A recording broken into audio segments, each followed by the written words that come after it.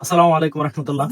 আমার হাতে 3টা প্রোডাক্ট আছে, 3টা কোম্পানির। এটা ইউপিএল এর, এটা বাজারজাত করে সেমকো কোম্পানি ম্যানসার, এবং এটা হচ্ছে কার্মিক্স ব্লু আর কম্পিনিয়ন। এই 3টা একই জিনিস।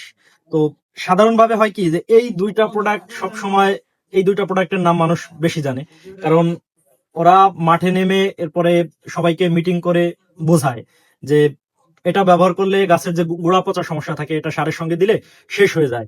তো এই গোড়া পচা সারার কারণ এর মধ্যে হচ্ছে ম্যানকোজেব প্লাস কার্বন ডাজিম আছে। তো কার্বন ডাজিম পচনে খুব ভালো কাজ করে, এটা আমরা সাধারণভাবে জানি। তবে একটা ওষুধ আমি দেখাই, এই ছত্রাকনাশক। এটা হচ্ছে কম্পিনিয়ন।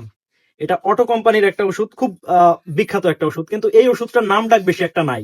এটার কারণ কি? এটার কারণ হচ্ছে অটো কোম্পানি কখনো মাঠে নেমে বা কৃষক ধরে এভাবে করে মিটিং করে না বা বোঝায় না, যার কারণে এটা অনেকটা একটু আলাদা হয়ে আছে। মানুষকে বললে অবশ্যই এভাবে বুঝতে চায় না। এটা যদি মার্কেট করতো, বাকি ওই 2টা ওষুধ পড়ে যাইতো। এতটা ভালো একটা প্রোডাক্ট এই কম্পিনিয়ন। এটা সম্পর্কে অনেকেই আমরা জানি না, তবে এটা আমার নিজের ব্যবহার করা আছে, খুব ভালো একটা প্রোডাক্ট। এবং একই গ্রুপের ওষুধ, ম্যানকোজেব প্লাস কার্বেন্ডাজিম, একই গ্রুপের।